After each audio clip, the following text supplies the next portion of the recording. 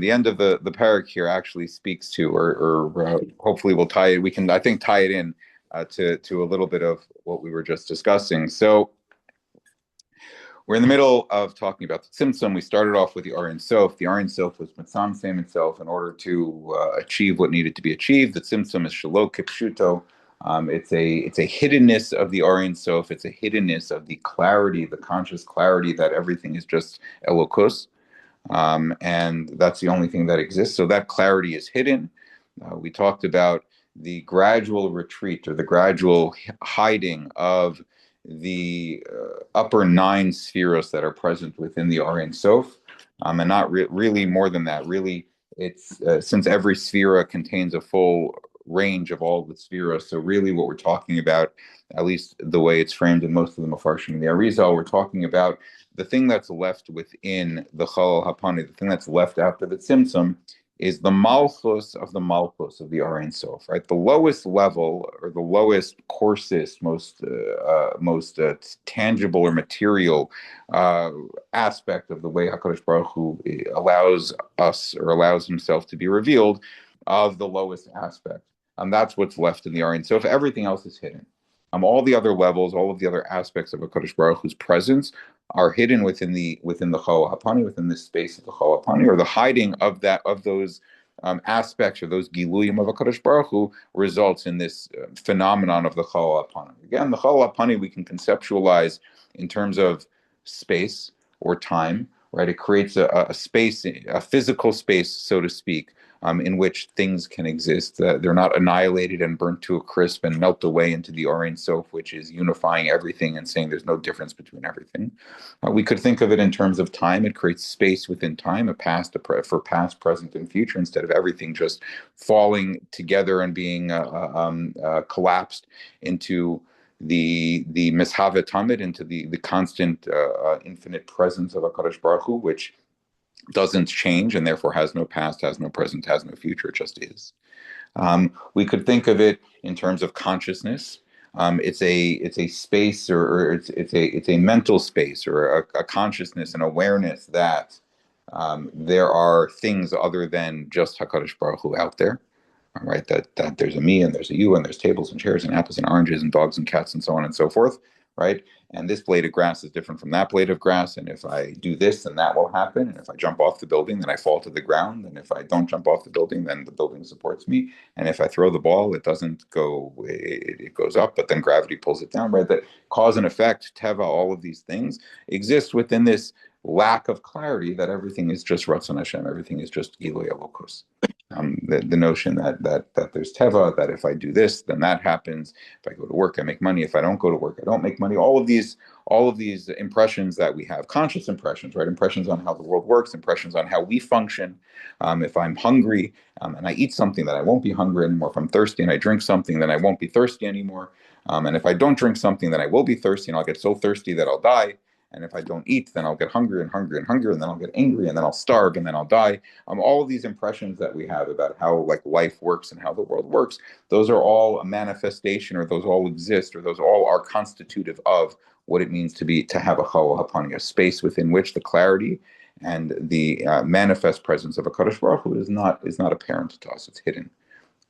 And we talked about that within that Chalal Hapani, within that space, whether it's physical space, whether it's time, whether it's consciousness, within that, whether it's some cosmological, otherworldly ruchnius, whatever it happens to be. We talked about how that is the fact that the Tzimtzum is Shelo Kipshuto means, and the idea of Malin B'Kodesh V'lo Maridin, that it means that the Kedusha of the Ar Ein Sof that was present in that space, either in our consciousness, in our awareness, or in physical space, or in time, there's a roshim of that Ar Ein Sof that remains within the Chalal Hapani. So even when HaKadosh Baruch Hu is hidden, it's hidden, but there's a roshim of it. There's a tinge of it. There's an impression that what was once here and is now missing, or is now hidden, or seems to be missing, is still sensible. I can't quite put my finger on it. Can't describe it. I don't really know it, but I know that it's there.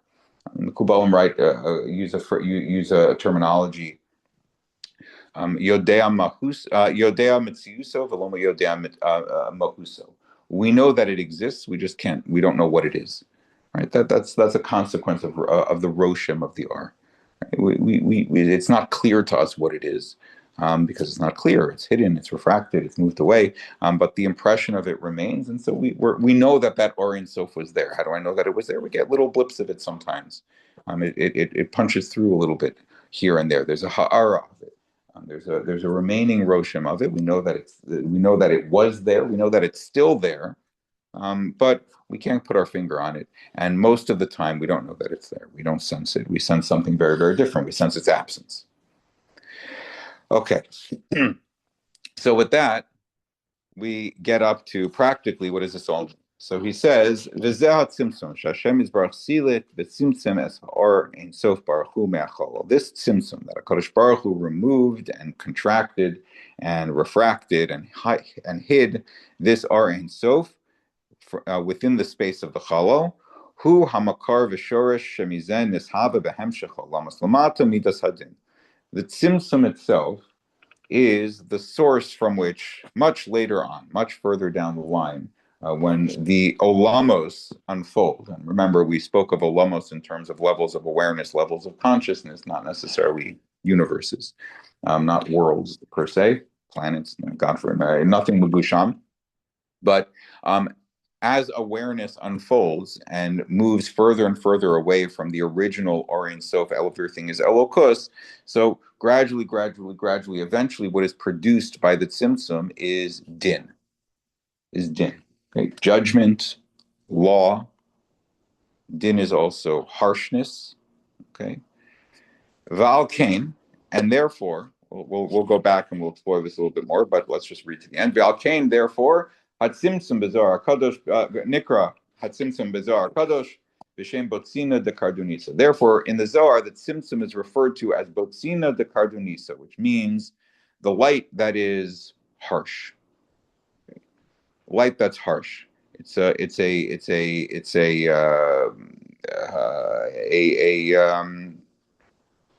harsh light. It's a hard light. It's a dark light. Right? It's another Kardunisa gets translated in different ways. More literally, less literally. It's used in different ways in Midrashim and Gemara. So the Aramaic is a little bit hard to parse, and different Mepharshim talk about it in different terminologies. But either it's a hidden light, or a diminished light, or a darkened light, or a harsh, like brutal, painful type of light. Okay, difficult light. Perush ner kasha v'choshech, a hard and dark light. Lahoros, and this is all to tell us that even though now within the chol, here within the chol, the Or Harishimo, this remnant light of the Or Ein Sof, this residue of the Or Ein Sof is still there, and it's meir, right? It's shining there, it's present there. There is that light. From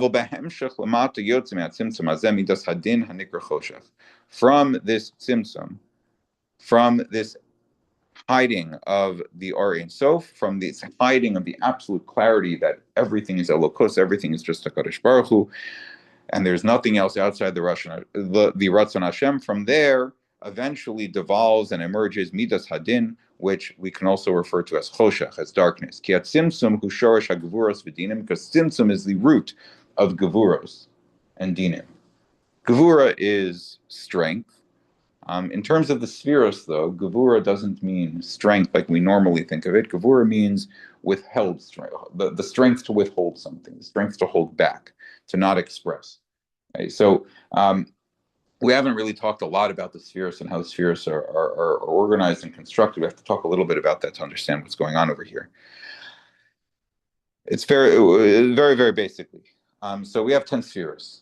Okay, the Sefiros generally are organized into 3 lines, basically 3 vertical lines. You have Keser on top, and you have Keser, and then below Keser you have Chachma and Bina. And below Chachma and Bina you have Chesed and Gevura. Then you have Tiferes in the middle, below Keser, right? The line below Keser is Tiferes.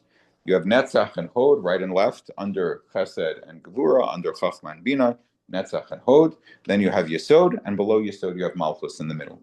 Okay, so you have a right line, a left line, and a middle line. Okay? There are many different ways to talk about these and how they're organized, and we'll get into many different ways of understanding what they are, etc.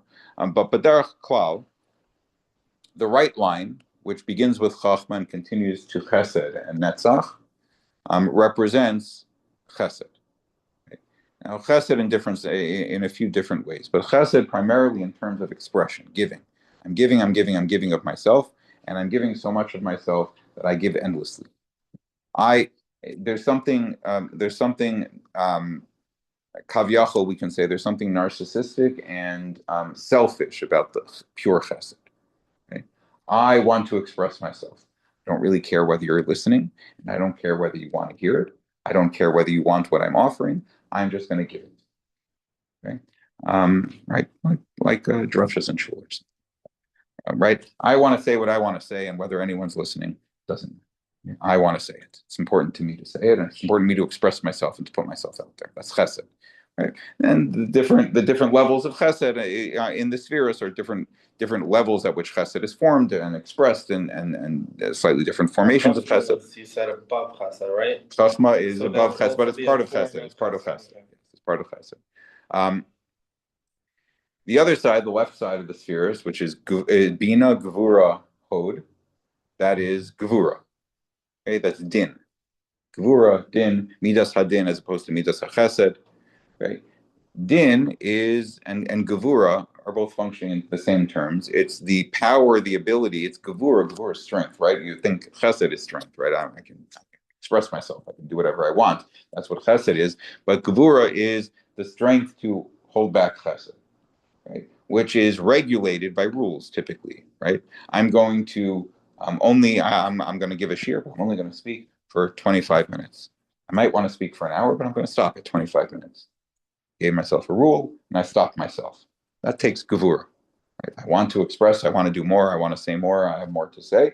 I have more to say, and it's important for me to say what I have to say. But I'm going to stop at 25 minutes. Why am I going to stop at 25 minutes? Because that's what people are going to listen to, and then I'm going to stop. Even though I have more, I'm going to stop. Okay. Gevura is all of Gevura, all of the Sefiros on the Gevura side or the Din side are all the regulation of Chesed to make it more in line with the ability of the Makabel, of whoever the Chesed is being expressed to receive it and to receive it in a positive way, in a productive way. Chesed, I want to give, can be smothering, can be destructive. Right?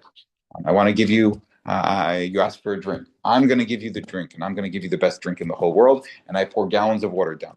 What do? I kill you. Right? I have to stop. I have to only give you as much water as a person wants. This person's going to drink. Right? I have Torah to teach. I'm going to teach and teach and teach, and I'm going to shove it down your throat until you never want to learn anything else again. It's destructive. Chesed can be destructive. It is destructive. Unfiltered, unlimited chesed is very, very destructive.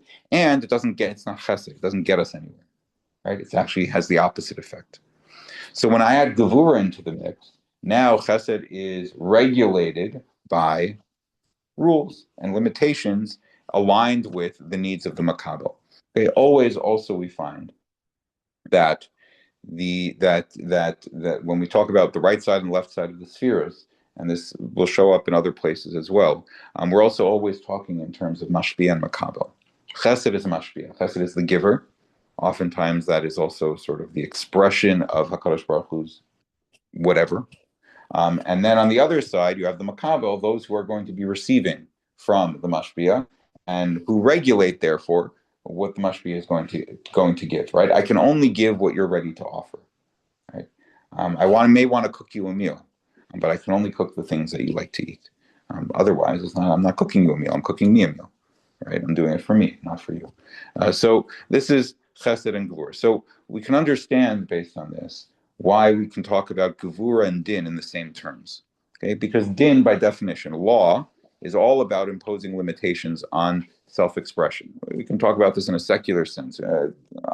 We can explain this in halacha as well, but in a purely secular sense, all of law in society, okay, is all about the regulation of people's I want to build my house like this, but building my house like this would encroach on other people on my neighbors' rights to build to enjoy their homes and their property. So we have zoning laws, not in Texas, but in other places we have zoning laws, right?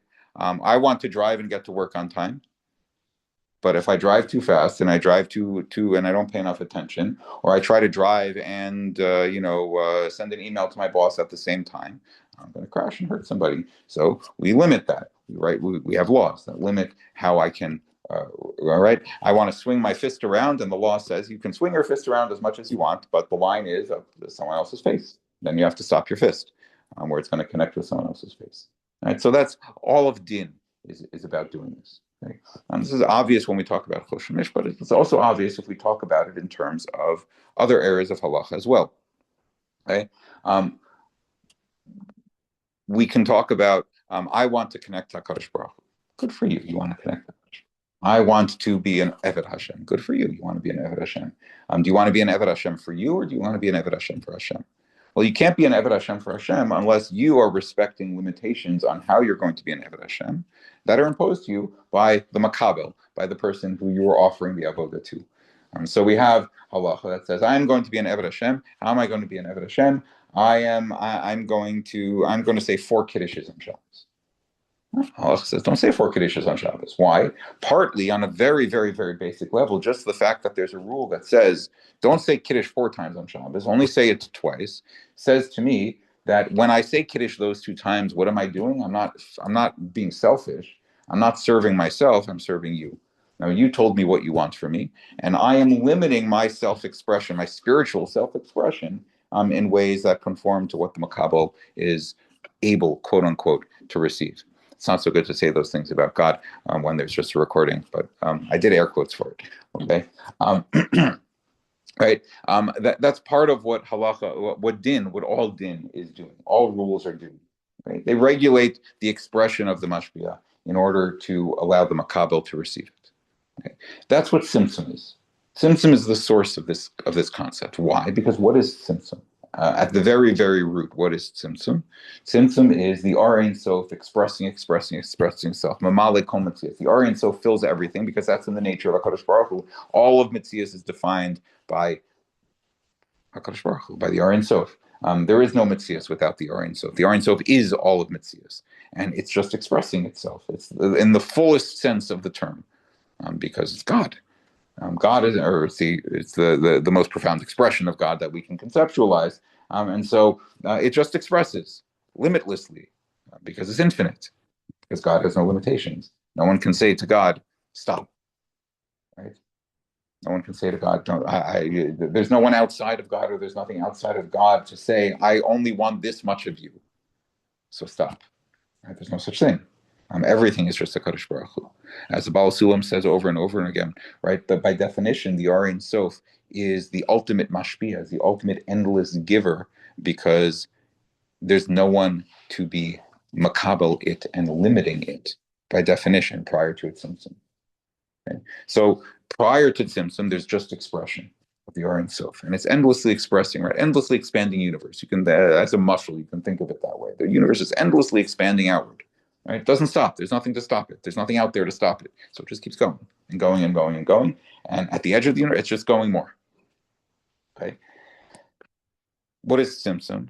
Tzimtzum is by definition HaKadosh Baruch Hu saying, no, not going to do that. There's a spot, there's a space, or there's a time, or there's a space within awareness and consciousness where I am not going to limitlessly and endlessly express myself and fully express myself.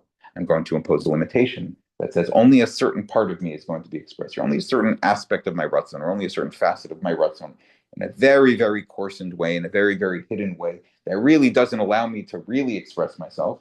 That's what's going to be expressed over here, because I am imposing limitation on myself. So Tzimtzum then becomes the source of all limitation that we ever experience afterwards.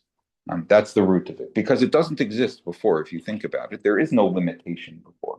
There is no concept of gvul, of limits, of borders, of boundaries, prior to the Tzimtzum, by definition, right? Very, very famously, Rabbeinu Israel, who is the Rebbe of the Ramban, who is expressed the whole idea of Tzimtzum, and what the purpose of Tzimtzum is that the purpose of Tzimtzum is to achieve the gilui of bilti gavul b'soch hagavul, the gilui, or the revelation, the expression of limitlessness within limitation, right? Because the only thing that doesn't exist in the Aryan Sof, so to speak, Kaviyachol, is limits. Well, there's shlemus missing then, right?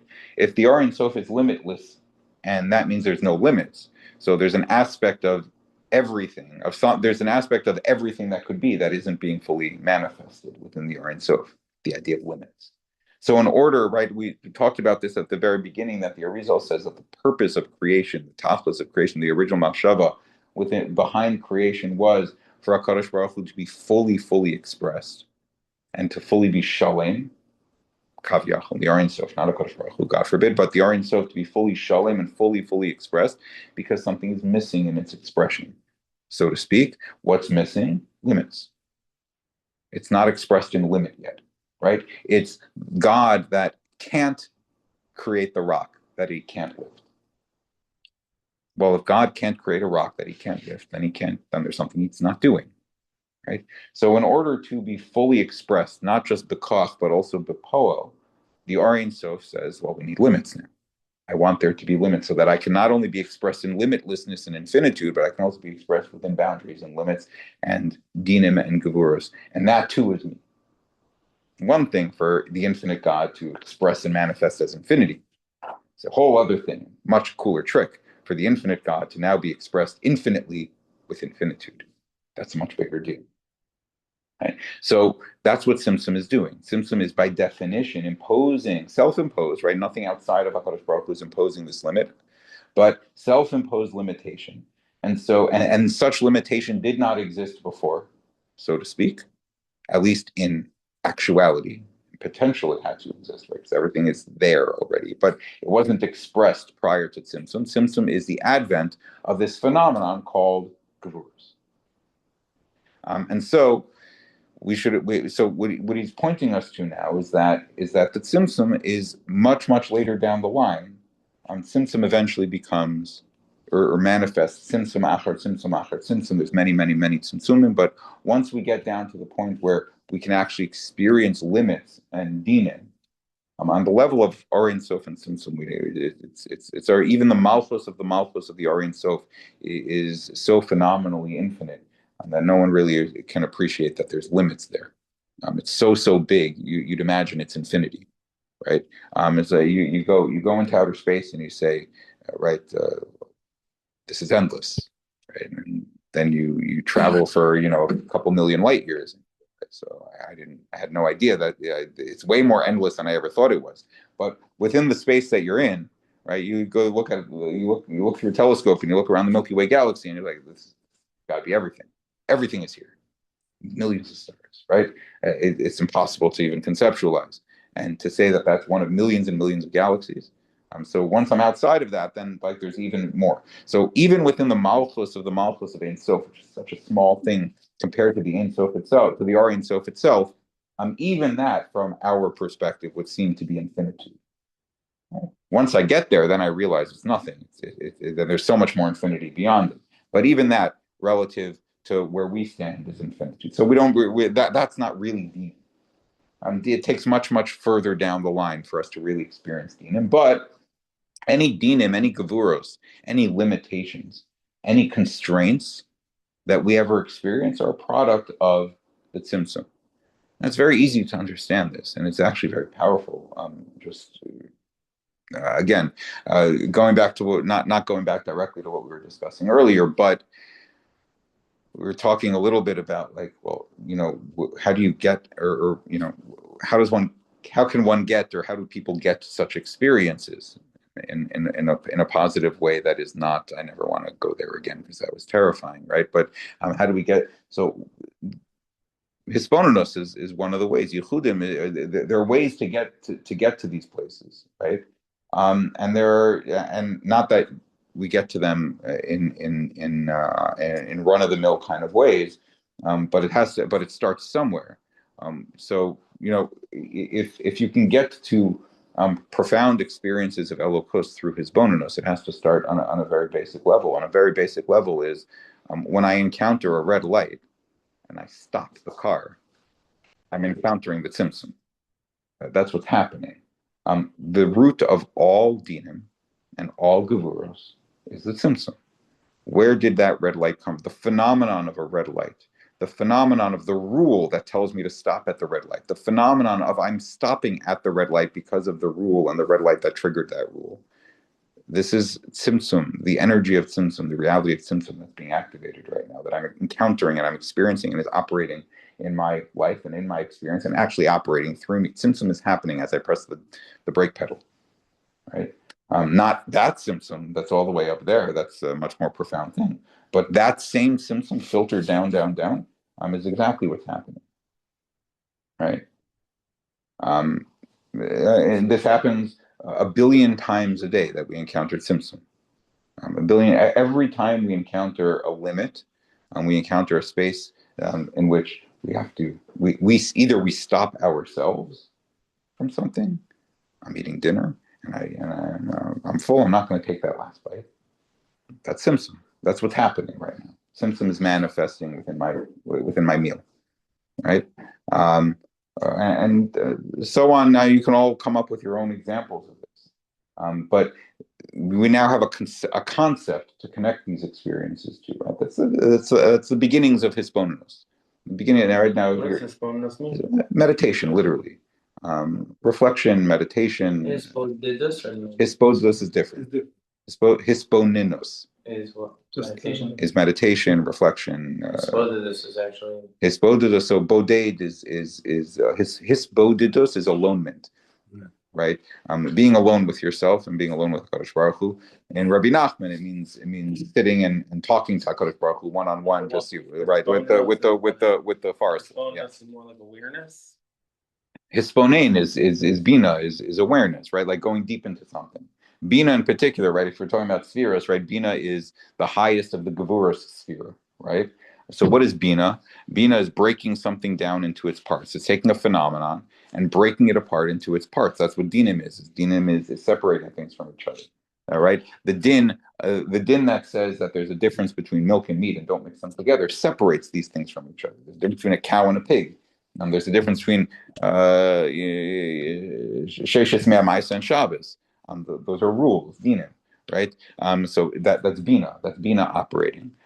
So hisbonenus, bina operating, is to take something and meditate on. What do you do when you meditate on it? One way there are different methods of meditation, but there are different methods of meditation. But one method of meditation, hisbonenus meditation, or real hisbonenus meditation, is to take something and reflect on it by breaking it down, and getting deeper into its constituent parts. All right. So on a basic level, I could encounter stopping at a red light in a chachma mindset. Chachma is a chesed one. It's expansive. Expansive mindset means I just take it all in. One thing. One thing is happening. What's happening? I'm driving the car and I'm stopping at the red light. There's something happening right now. A hisbonenus mindset or a bina mindset is to take that phenomena, take that experience, and break it down. What's actually happening right now? What are the parts that are happening right now? I'm pressing the gas pedal. I'm stopping. I could have been going. Beyond me, the road is open and I can go on the road.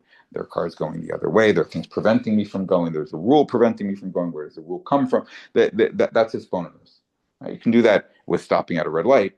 You can do it with a blade of grass. You could do it with a word in tefillah. There are many ways to do hisbonenus. You could sit, many weeks just talking about hisbonenus, but that's what it is, right? That's what it is. That's the basic idea. Okay, so Tzimtzum is the root of this phenomenon. Is the root of this phenomenon of dinim.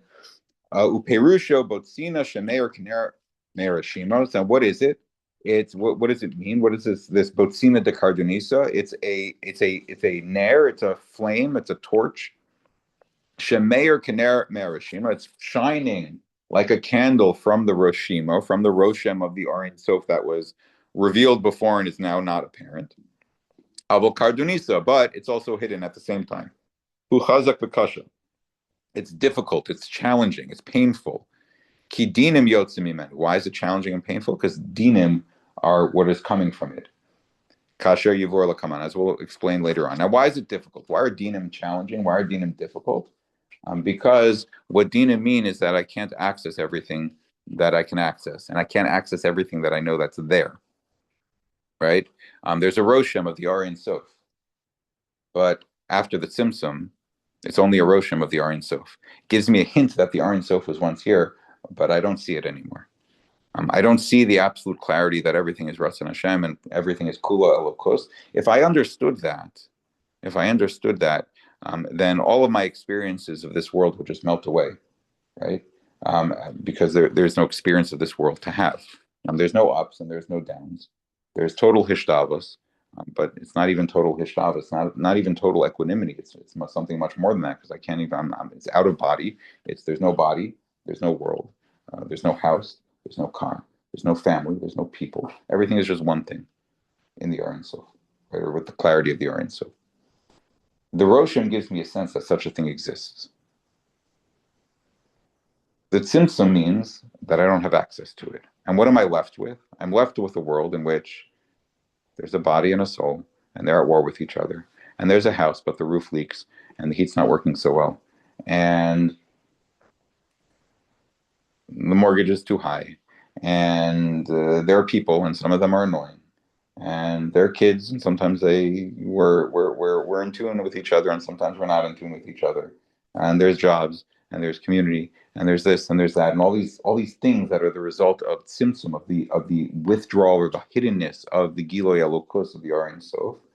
And what am I left with them? I'm left with friction. I'm left with things in opposition to each other, dinim, things that are divided from each other. Gevuros, limitations, gevul, definition. I'm different from you, and you're different from the next person. And sometimes it's snowing, and sometimes it's raining, and sometimes it's not. And I like the weather. I don't like the weather. I didn't prepare for the weather, and now it starts pouring all over my head. The car is not working correctly, and I have to get to work. I have a flat tire, and I don't have time to deal with this. These are all. This is the consequence of dinim, right? These are particularized situations, defined scenarios, defined realities and phenomenon. That's all a consequence of tzimtzum. And what are those things? They're painful. They're painful because, like the Gemara says I want to say it's a Vodazar, but I could be forgetting that ad hechan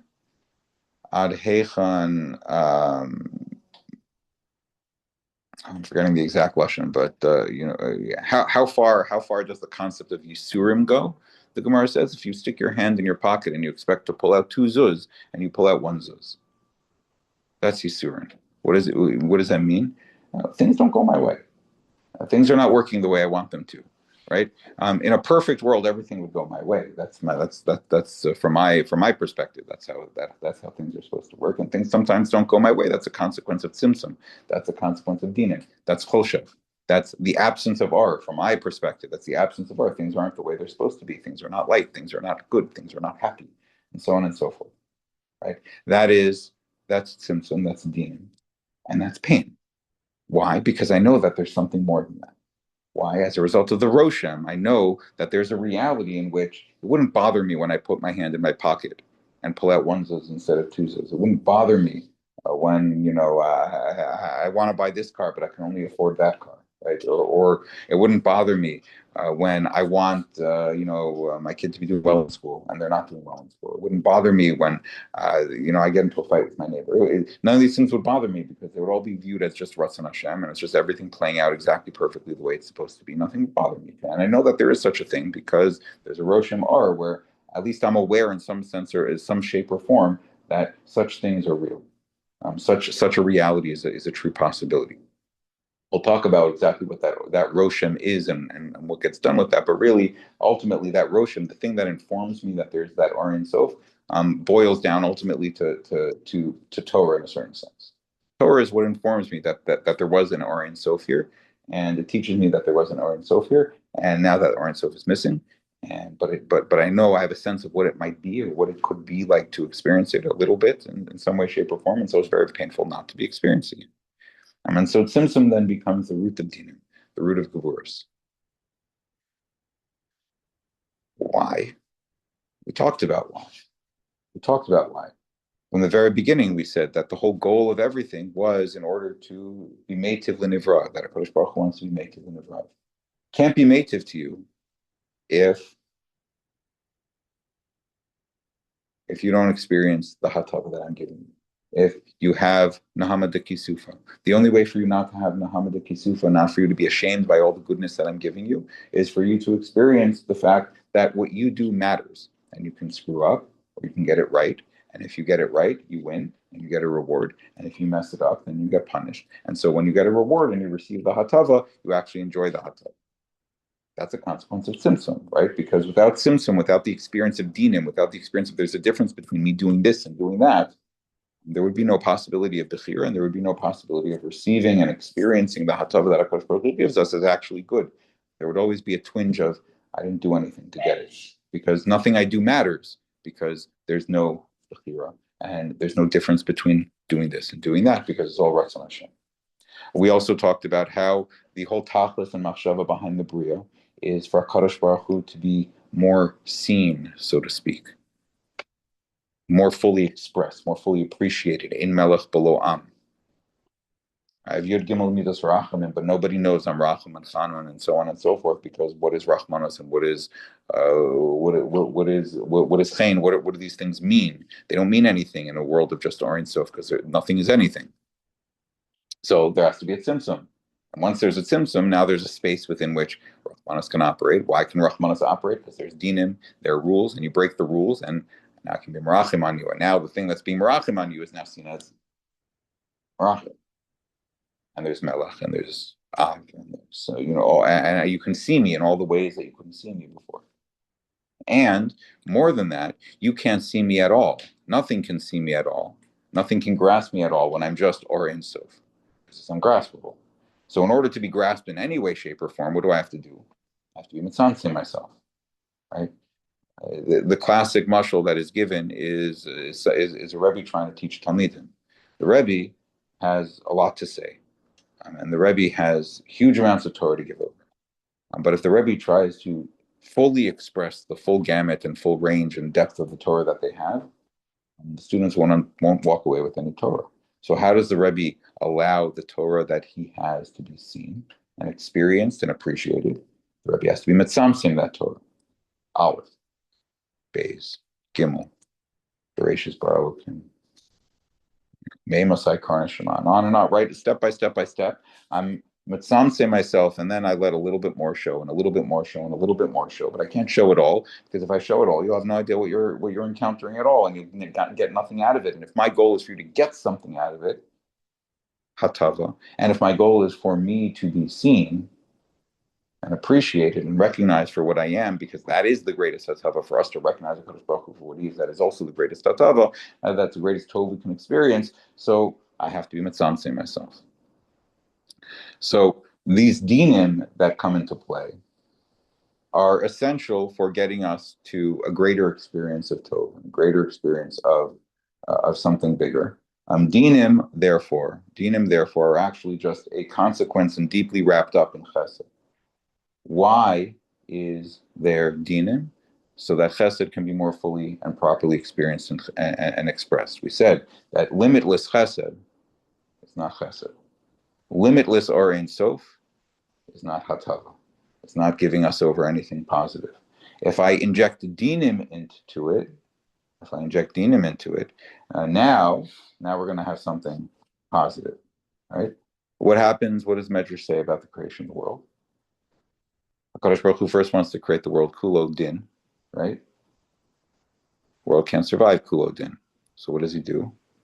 He adds rachamim. Rachamim is that middle line of Sefiros, the balance between din and chesed, right? But before the world was created with din, what got the whole thing kick-started? Chesed.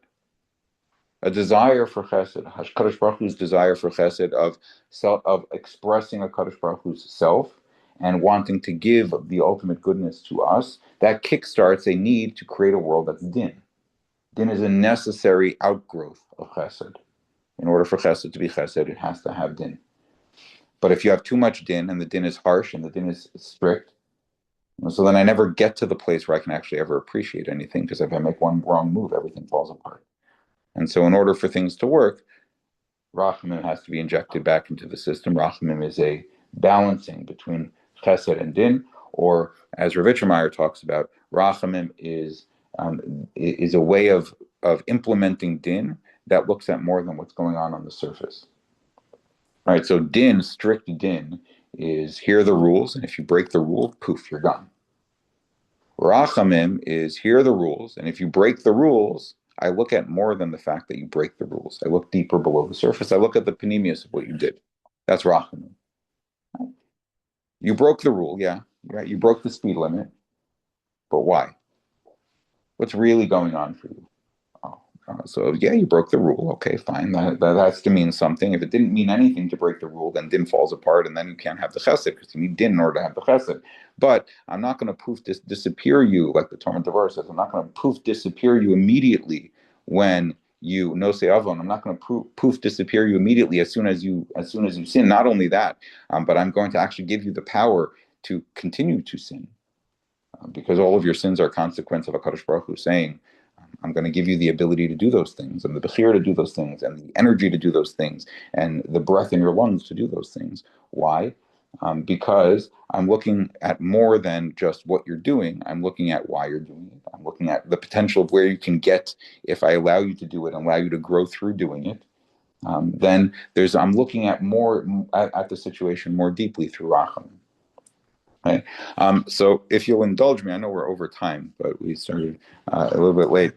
No, it's the opposite. But if you'll indulge me, so we were talking again, just connected to what we were saying or what we started off with. So we talked a little bit about hisbonenus as a possible gateway to talking about this stuff or to getting to these kinds of things.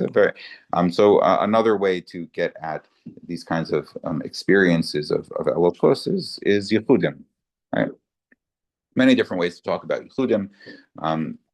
One way to do yichudim is to sit at a traffic light and just be miyached the traffic light by recognizing that what's happening at the traffic light is not a traffic light. What's happening at the traffic light is Tzimtzum, right? I connect experiences back up to much bigger things. And that's the experience I'm having. I'm experiencing that bigger thing just refracted and projected onto a very, mundane kind of space. That's one form of. What does it mean when you say l'shem yichud? What does that mean? So like before mitzvah, you mean? Yeah, I mean not everybody says it. Not everyone says. All right, the note to Behuda doesn't. Printed in the siddur. What does it mean? So l'shem yichud kutshabru. So what do you do when you're saying you're setting an intention? L'shem yichud in the siddur he has an entire chapter on l'shem yichud and yichudim. But the simple thing is that l'shem yichud is setting an intention that the act that I'm doing, which is something tangible taking place within this world, is connecting Shechina, which is the presence of HaKadosh Baruch Hu that manifests within Gvul, within physical reality, right? HaKadosh Baruch Hu's presence here in this world, or the way he's revealed here in this world, right? The way we apprehend him in this world. I'm connecting it to Kudsha Baruch Hu, which is the Shem Havaya, which is HaKadosh Baruch Hu, not Besoch HaGvul. It's HaKadosh Baruch Hu on a much higher plane, on a limitless plane. It's the Sovev. I'm connecting the Mamale Kol Almin, or Penimi, the HaKadosh Baruch Hu that's contained within Teva, right? What's the Teva? The Teva is my hands holding a lulav, right? Or my mouth saying a word of tefillah, or whatever it is, right? That's Shechina, right? The Zohar says, right, that Klal Yisrael is the Shechina, right? Our actions are Shechina. It's HaKadosh Baruch Hu expressing into the world or manifesting in the world through what we do, what we say, etc. So the mitzvah that I'm doing through my kavana of being aware that the act that I'm doing here is actually a manifestation, not of just teva, of my of kochi votzim yadi or anything like that, but is actually an expression on a physical realm or in the physical space of Kudsha Baruch Hu, of the Shem Havaya on a very, very, very high level that is outside of Gvul and much, much bigger than Teva and physicality and so on. And that's what's happening right now. And I am literally acting out the Shem Havaya's Ratzon through me, through Shechina, I'm miyachid the two. There's no difference between them. Yeah, because you start out by saying that when you get to a red light and you're misboinen, Yeah, that's also yichud. that's a yichud. Yeah, 100%. So how does that compare to the yichud of a mitzvah? In other words, you understand what I'm saying? So it's the same thing, but what am I? What's the difference, or there isn't? It's the same. So I would say that the mitzvahs are to get me to the red light. Mitzvahs are there to get me to being misponing at the red light, or the same way that the purpose of Shabbos is to get me to experience Shabbos all week long in Chol. Right? The Zohar says explicitly that Taryag mitzvahs are Taryag tim for Devekus, and that the purpose of mitzvahs is, and this is not just Kabbalah. This is the Rambam and Mor Nevuchim and anyone who talks about time and mitzvahs. The purpose of mitzvahs is to teach us and for us to take those ideas that we pick up from mitzvahs b'kavana and project them outwards even beyond mitzvahs b'kavana. So that the same thing that happens to me right when I'm trying to think of a good red light a mitzvah that would lead naturally to a red light hisbonenus, but I can't think of one off the top of my head. But l'shem yichud sitting in a sukkah teaches me to experience my house differently. Being misponen on my house, being misponen on the roof over my head, right? Why am I misponen over the roof over my head 365 days a year? Because I sat in a sukkah for 7 days. That's the point of sitting in a sukkah for 7 days, not to sit in the sukkah for 7 days, but for me to take something from that and bring it into the rest. So the tachlis, that's dira b'tachtonim. The tachlis of mitzvahs is to actually take the mitzvah, which is belyonim, and bring it much deeper down into chol, into very regular things, into much more ordinary things.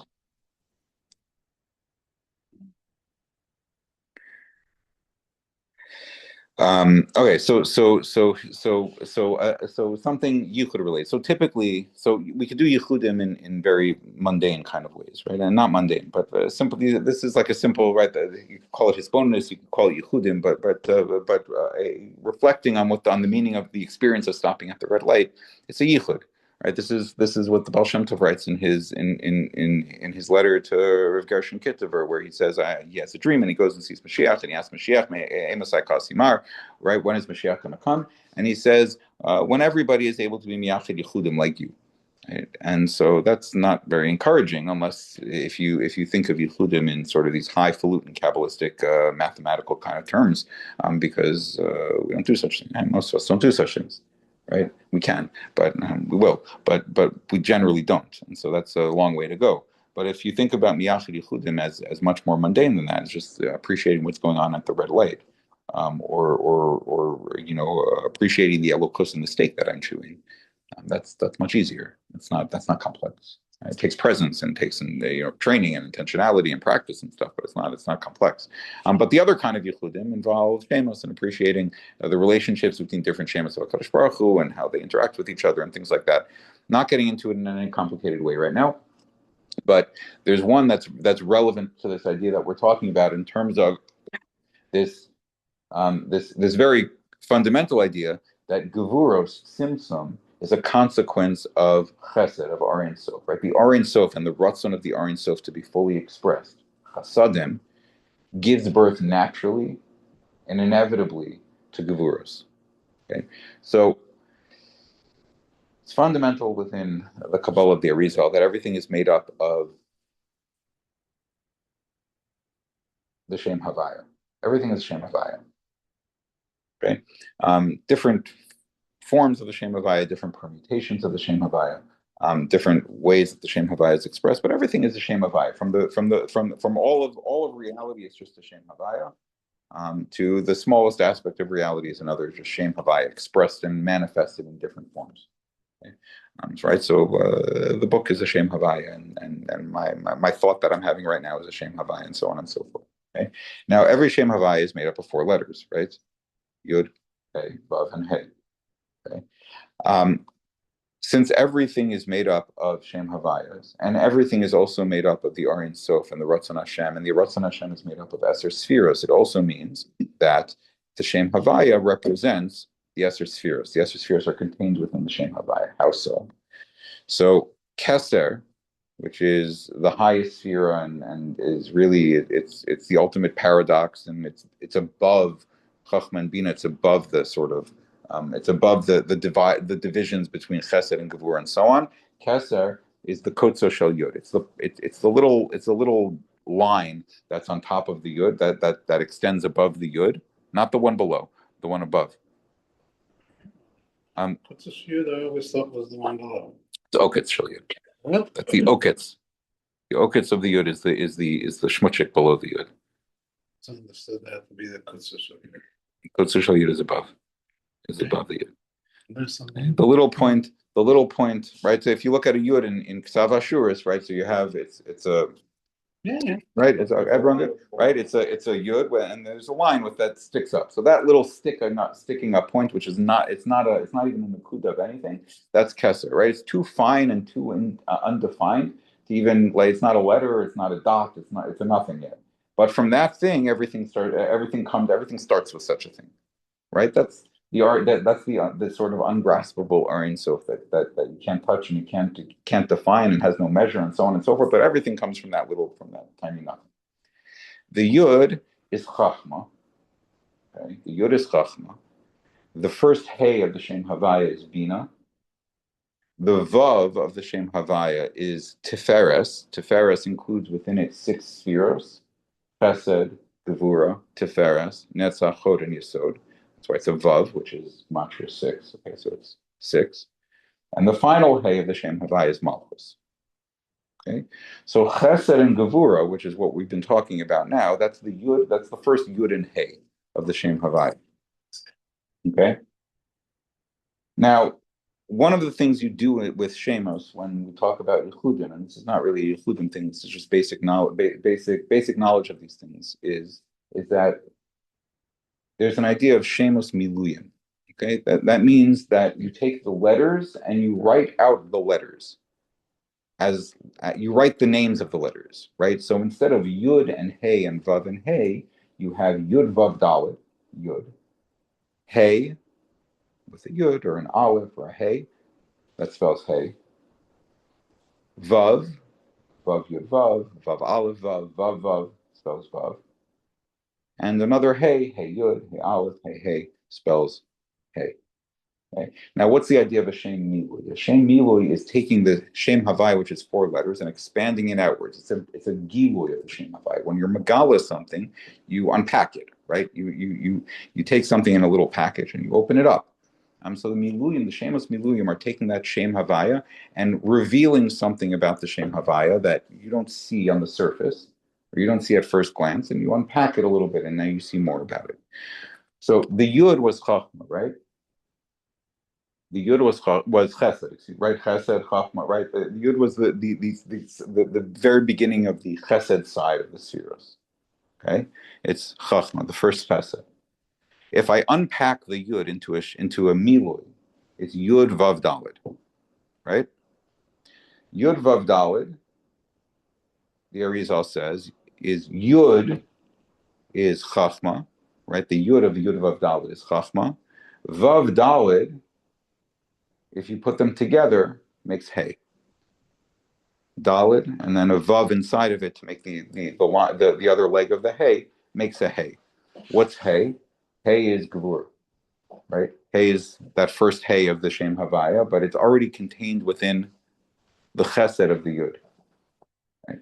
The idea being that Gevurah is already always contained within Chesed. In order for Chesed to really be Chesed, it has to express itself as Gevurah. If I unpack Chesed in order for Chesed to really be Chesed, it must inevitably express itself as Gevurah.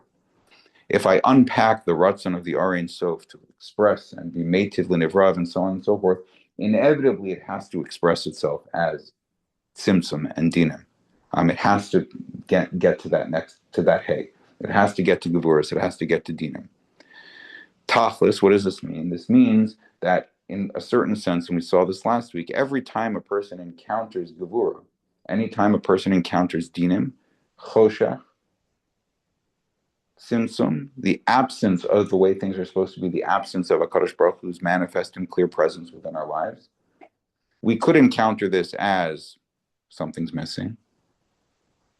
And I know something's missing because of the Roshim of the Or Ein Sof and so on and so forth. And I know all this stuff now, so I know something is missing. I know God is missing from my life right now. Something's wrong in my job, in my relationships, and whatever it happens to be, in my ruchnius or my gashmius, whatever it is, wherever it is. I'm trying to learn Daf Yomi, and I'm 4 months behind, 4 years behind, whatever it. There's something missing here, right? I could experience Tzimtzum that way, as if God is absent and walked away from this Tzimtzum kipshuto. But the truth is that every time we encounter Tzimtzum, what we have to appreciate is that the Tzimtzum we're experiencing is a necessary, inevitable expression of the chesed that lies behind it. In order to have chesed, there has to be Tzimtzum, and therefore every Tzimtzum that I encounter is really just a gradual expression and a way of getting me to the chesed that lies behind it. Because you said every time there's chesed, there's automatically. In order to express chesed, there's gevura, automatically also has chesed. Correct. Gevura is the hay of gevura in the Shem Havaya is an outgrowth of the yud of the Shem Havaya. Every gevura that came from a chesed, there's a chesed behind every gevura. I may not appreciate what it is right now. Might not realize exactly why it's happening, but if I'm connecting Gevura and Tzimtzum that I experienced to the original Tzimtzum, and I know that the original Tzimtzum is an expression and a necessary result of the Chesed and the Chesed purpose that lies behind it. So the same thing is playing out on a very much more small level. When I encounter the red light, why am I encountering the red light? The Gevura that I'm encountering at the red light is actually an expression of Chesed. What's the Chesed? I'm not going to get hit in the intersection by another car. I mean, that's but that's a chesed, right? That's why the rule is there, and that's why there's a red light there, so that sometimes I go and sometimes the cars that are going the other way go, and we don't kill each other. That's a chesed. Sometimes, but the same is true in a million other kinds of ways, and so. There's a hisbonenus exercise here. You can call it yichud, you can call it hisbonenus, whatever it is. But again, we're doing this dafka not as an introduction to Kabbalah, but as an introduction to Hasidus. That means we should have to take these concepts and translate them into practical avodah, and shouldn't walk away without some sort of practical avodah, not just with ideas. So practically. What one can do is to use this concept in our discussion so far of Tzimtzum and Or Ein Sof and Rishimo and all of this stuff, to try at least and be misbonen when one encounters instances of Tzimtzum and Gevuros, to appreciate where they're coming from. Inevitably, they're expressions of Chesed. They have to be coming from places of Chesed. The Chesed may not be fully realized yet, just like the revelation, the full Shleimus revelation of the Or Ein Sof is also not realized yet. The Or Ein Sof wants to be fully revealed and fully expressed and fully experienced. We're not there yet, but we have to go through Tzimtzum, we have to go through the Bria of this world, of Teva and so on and so forth, and work through that in order to get to a much deeper appreciation of the Or Ein Sof. And so too with all the other Tzimtzumim we encounter, which are just mini expressions of the same overall process that's playing out on a much bigger level, on a cosmic level. It plays out on a much smaller level because it's all the same thing playing out over and over and over again. Okay, so I think that's a good place to stop because it's late.